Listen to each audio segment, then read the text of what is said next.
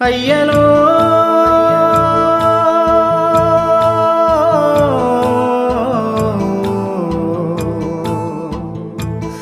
అయ్యలో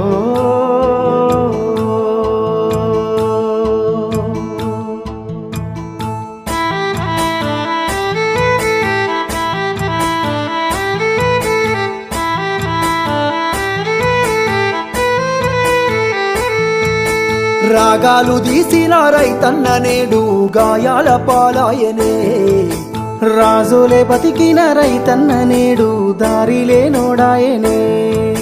రాగాలు తీసిన రైతన్న నేడు గాయాల పాలాయనే.